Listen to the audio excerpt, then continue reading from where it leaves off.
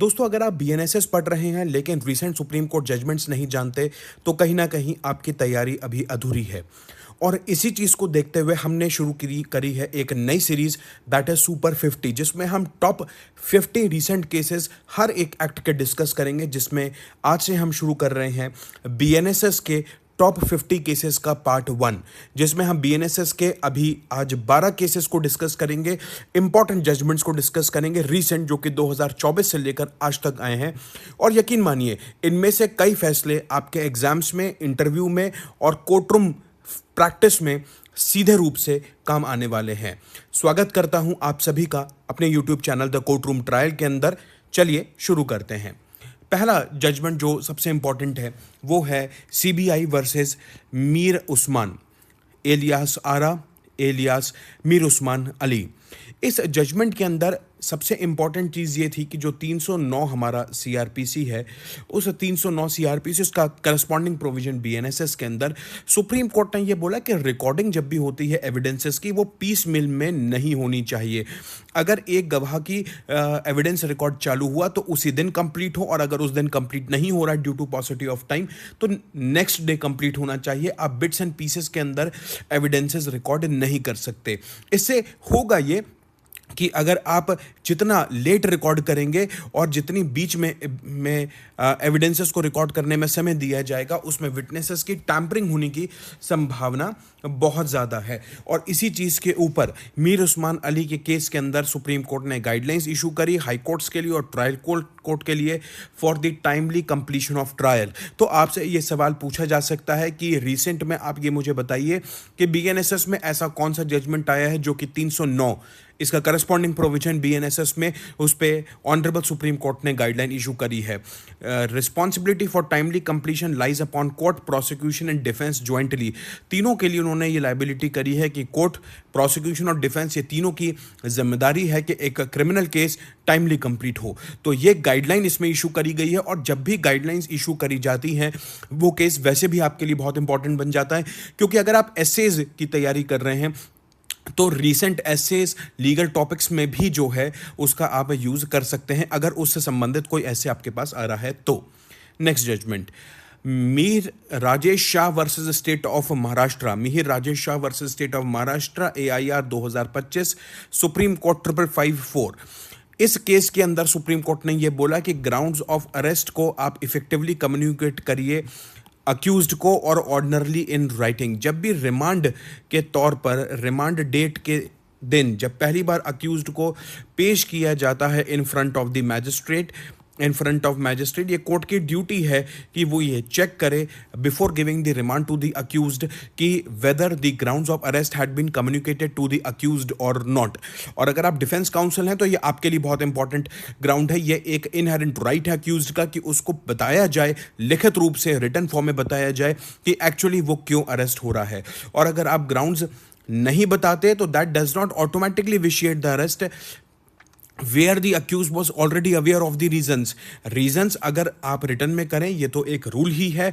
But अगर आप return में नहीं बताते, बट किसी दूसरे तरीके से अगर अक्यूज को मालूम है कि वो किन ग्राउंड्स की वजह से अरेस्ट हुआ है, तो अरेस्ट विशिएट नहीं होगा। बट सबसे इंपॉर्टेंट चीज आपको याद रखनी कि मीर राजेश शाह के अंदर ये बोला है कि ग्राउंड्स को इफेक्टिवली रिटर्न फॉर्म में कम्युनिकेट करिए। ये कंप्लाइंस इसका बहुत जरूरी है। Interim bail to continue, prosecution में seek custody after supplying return grounds of arrest, क्योंकि इस केस के अंदर रिटर्न ग्राउंड ऑफ अरेस्ट नहीं किया गया था। बट अगर अक्यूज्ड को किसी और तरीके से मालूम है कि that why he is getting arrested, तो वहां पर अरेस्ट विशिएट नहीं होगा। बट हम तो एक ही चीज याद रखें कि अरेस्ट के ग्राउंड हमेशा रिटर्न फॉर्म में ही बताने जरूरी हैं अक्यूज्ड को। मीर राजेश शाह यही कहता है। Next judgement, Satyendra Kumar Antil versus CBI 2025 का जजमेंट है। सत्येंद्र कुमार अंतिल के पहले भी जजमेंट्स आए हैं और ये 2025 का जजमेंट है। ये एक इंपॉर्टेंट जजमेंट है कि जब आप सेक्शन 35 बीएनएसएस का नोटिस देते हो, अरेस्ट आप नहीं करते और आप उसको नोटिस देते हो अक्यूज्ड को कि जब भी चार्जशीट पेश करी जाएगी तो वो प्रेजेंट होगा, कोर्ट के सामने प्रेजेंट होगा या फिर इन्वेस्टिगेटिंग एजेंसीज के सामने प्रेजेंट होगा, तो वो नोटिस जो है वो आपको इन हैंड देना पड़ेगा। इन पर्सन आपको वो नोटिस सर्व करना पड़ेगा अक्यूज्ड को। आप इसमें ये नहीं कह सकते कि उसको व्हाट्सएप के या किसी और इलेक्ट्रॉनिक मोड से आप उसको नहीं दे सकते हैं वो नोटिस। नोटिस जो जाएगा, no doubt service of process summons warrant के लिए सर्विस ऑफ प्रोसेस में बार बार सुप्रीम कोर्ट ने बोला है, हमारे पास लॉ भी है कि आप इलेक्ट्रॉनिकली करवाइए। आप रिकॉर्डिंग ऑफ एविडेंस भी वीडियो कॉन्फ्रेंसिंग के माध्यम से रिकॉर्ड होने लगा है। बट व्हाट इज इंपॉर्टेंट, हर जगह पर वीडियो कॉन्फ्रेंसिंग, हर जगह पर इलेक्ट्रॉनिक मोड अवेलेबल नहीं करवाए हैं सुप्रीम कोर्ट ने। ये नोटिस एक बड़ा इंपॉर्टेंट नोटिस है, इसलिए सुप्रीम कोर्ट ने बोला इलेक्ट्रॉनिक फॉर्म में ये नहीं आप सर्व करवा सकते, इन पर्सन सर्व करवाना है। ये सतेंद्र कुमार अंतल का 2025 का जजमेंट बोलता है। Next, Parvinder Singh Khurana versus ED का power to stay bail order pending cancellation can only be exercised in exceptional circumstances. अगर बेल कैंसिलेशन के लिए पिटिशन फाइल हुई है तो आप स्टे जो है अमूमन नहीं कर सकते बेल को, कि आपने बेल ऑर्डर को ही स्टे कर दिया कि जब तक हम कैंसिलेशन के ऊपर सुनवाई नहीं करते वो वैलिड नहीं होगा। तो ये चीज़ जो है वो सुप्रीम कोर्ट ने बोला है। A very compelling prima facie case must be presented for such stay of bail order. जब तक कैंसिलेशन डिसाइड नहीं होता आप उस पर स्टे नहीं लगा सकते, और अगर लगा रहे हैं तो बहुत प्राइमा फेसी ग्राउंड चाहिए। एक ग्राउंड ये हो सकता है कि अक्यूज्ड जो है वो कहीं ना कहीं इंडिया से बाहर जाने की अगर फिराक में कुछ ऐसा वो ट्रीटमेंट कर रहे हैं, हालांकि वो गिरफ्तार है बट उसके बावजूद भी मतलब क्योंकि इसके अंदर उसको बेल मिली हुई है, बट कुछ ऐसा ग्राउंड हो रहा है जिससे वो कहीं ना कहीं भागने की उसकी फिराक है, तो वहां पर एक ग्राउंड ये किया जा सकता है। तो court must record sufficient reason for finding the case exceptional. वहां पर रिटन ऑर्डर में कोर्ट को ये लिखना पड़ेगा। ये चीज परविंदर सिंह खुराना वर्सेस ईडी के केस में कही गई है। कुशाल कुमार अग्रवाल वर्सेस ईडी 2025 का ये केस है। If cognizance is taken after commencement of BNSS, accused is entitled to procedural safeguard under 223। और ये चीज़ आगे भी परविंदर, नेक्स्ट हम ये केस भी पढ़ेंगे परविंदर सिंह का, उसमें भी ये चीज़ की गई है कि 223 के अंदर अक्यूज्ड को सुनना, कंप्लेंट केस के अंदर अक्यूज्ड को सुनना बिफोर टेकिंग कॉग्निजेंस, ये एक सब्सटैंशियल राइट है अक्यूज्ड का। अगर आप नहीं सुनते हैं तो प्रोसेस विशिएट हो जाएगी। ये एक प्रोसीजरल राइट नहीं है। Before taking the cognizance you have to hear the accused as per section 223 of the BNSS। But ये चीज़ जो है NI एक्ट के ऊपर नहीं लगती है। बोरकर के केस में सुप्रीम कोर्ट ने ऑलरेडी इस चीज़ को क्लैरिफाई किया गया है, उसमें आप डायरेक्ट कॉग्निजेंस लेके इशू ऑफ प्रोसेस पे जा सकते हैं। कुशाल कुमार अग्रवाल वर्सेस ईडी का ये एक इंपॉर्टेंट फैसला है। इसी का करस्पॉन्डिंग फैसला आता है परविंदर सिंह वर्सेस ईडी 2026 का ये फैसला है। The proviso to section 223 creates a substantive procedural protection. ये एक सब्सटैंसिव राइट है अक्यूज्ड का। इस केस को हमने ऑलरेडी एक वीडियो के अंदर कवर भी किया हुआ है, मैं रिपीट कर रहा हूँ कि ये एक इंपॉर्टेंट इसलिए केस है कि अगर आप अक्यूज्ड को सेक्शन 223 के तहत कॉग्निजेंस लेने से पहले अपॉर्चुनिटी ऑफ हियरिंग नहीं दोगे तो प्रोसेस विशिएट हो जाएगा।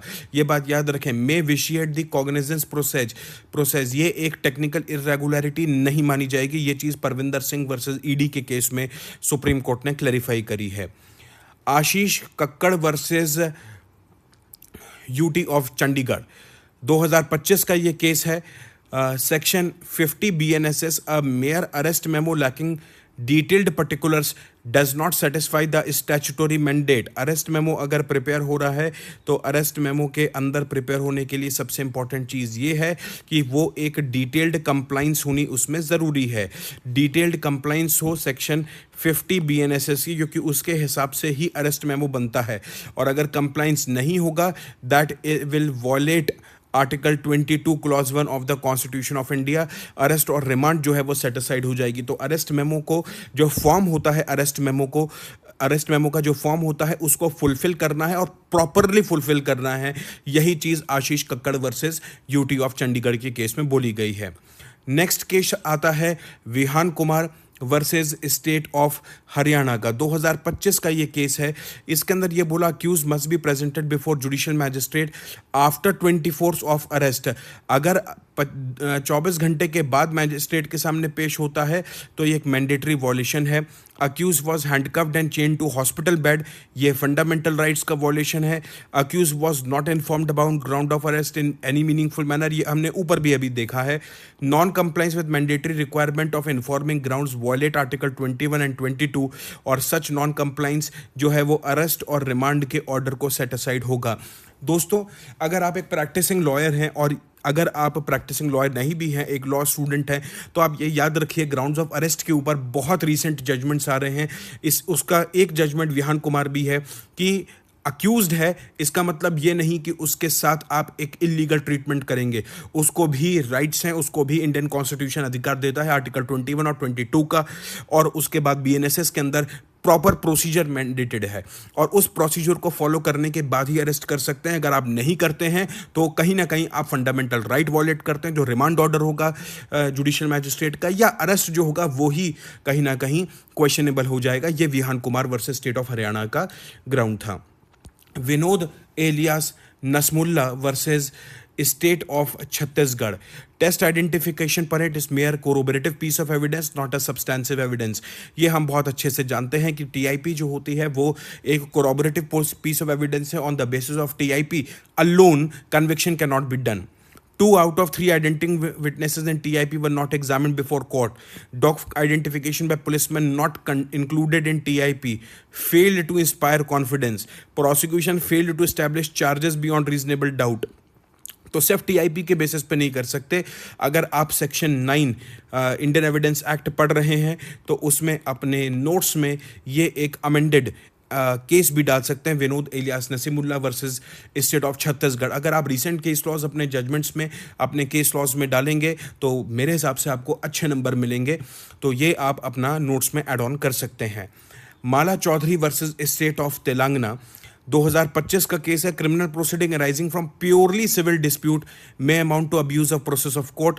और कोर्ट जो है सेक्शन 482 इनहेरेंट जुरिस्डिक्शन के अंदर उस प्रोसीडिंग को क्वैश कर सकता है। तो जब 482 आप पढ़ेंगे सीआरपीसी या करस्पॉन्डिंग प्रोविजन उसके बीएनएसएस के, तो उसके लिए ये एक इंपॉर्टेंट केस होता है, Mala Chaudhary versus state of Telangana. आप अपने नोट्स को इसलिए अपडेट करें और इसमें यह केस को ऐड करें जिससे आपकी तैयारी और अच्छी हो पाए। ये एक सबसे इंपॉर्टेंट केस है दोस्तों। Kathavelli alias Devakar versus state of Tamil Nadu 2025 INSC 845 DNA की गाइडलाइंस इशू करी है। डीएनए एविडेंसेस की गाइडलाइंस सुप्रीम कोर्ट ने इशू करी है। DNA samples must be documented with FIR, date, section, statute, IO details and serial numbers. Document must carry signatures of a medical professional, IO and independent witnesses. IO responsible for DNA evidence transportation, मतलब थाने से जो आपकी forensic labs हैं उस तक जो है जो डीएनए सैंपल्स जाएंगे उसकी जिम्मेदारी इन्वेस्टिगेटिंग ऑफिसर की होती है। Within 48 hours delay must be recorded in case diary. DNA sample stored pending trial must not be open और altered without trial court authorisation. आप उसको ओपन नहीं कर सकते। जो भी डीएनए सैंपल्स लिए जाते हैं, स्टोर किए जाते हैं और रिपोर्ट होती है, उसको आपको सील्ड एनवलप के अंदर कोर्ट के सामने रखना पड़ेगा और कोर्ट जो है उसके बाद इसके अंदर ऑर्डर करेंगे। A chain of custody register must be maintain. कैसे कैसे कस्टडी बदली गई, हर एक कस्टडी का स्पेसिफिक रजिस्टर्ड मेंटेन होना चाहिए। हर एक रजिस्टर के अंदर एंट्री होनी चाहिए कि कहाँ पर आपने डीएनए लिया, उसके बाद आप थाने में कहाँ पर आपने उसको रखा, उसके बाद आप फॉरेंसिक लैब में गए। हर एक एंट्री कोरॉबरेट करनी चाहिए, चेन ऑफ सर्कमस्टांसेस। डीजीपी को ये ऑर्डर दिया गया था कि ये सर्कुलेट करी जाए सब पुलिस ऑफिसर्स के लिए। इसको जरूर पढ़िएगा। डीएनए सैंपल्स के लिए एक इंपॉर्टेंट जजमेंट है और सेक्शन 9 इंडियन एविडेंस एक्ट के लिए भी एक इंपॉर्टेंट जजमेंट है, उसमें आप उसको ऐड कर सकते हैं। Imran Pratap Gadhi versus state of Gujarat. Section 173 BNSS के लिए है। Preliminary inquiry must be conducted before lodging of FIR. हर केस में प्रिलिमिनरी इंक्वायरी का नहीं बोला गया है अगर कॉग्निजेबल ऑफेंस है। और कैटेगरी ऑफ ऑफेंसेस जो ललिता कुमारी केस के अंदर बोला गया था वही चीज बीएनएसएस के अंदर भी ऐड है। अगर उन कैटेगरी ऑफ ऑफेंसेस का कोई ऑफेंस नहीं है, आउटराइटली एफआईआर रजिस्टर की जाएगी। बट अगर स्पीच और एक्सप्रेशन से रिलेटेड कोई ऑफेंस आ रहा है तो एक प्रिलिमिनरी इंक्वायरी कंडक्ट की जाएगी और प्रिलिमिनरी इंक्वायरी कंडक्ट करने के बाद एफआईआर लॉन्च की जाएगी। यही Imran Pratap Gadhi versus state of Gujarat के अंदर कहा गया है। तो दोस्तों 50 केस की सीरीज में से यह टॉप 12 केसेस हुए। हम दूसरी सीरीज भी लेकर आएंगे। जरूर चैनल को सब्सक्राइब करिए, लाइक करिए, शेयर करिए। सीपीसी की सीरीज चल रही है, पसंद आए तो जरूर आप देखें। बहुत रिकमेंड करूंगा, एक बार जरूर आप देखें। मिलते हैं किसी अगले नई वीडियो में। Till then good bye.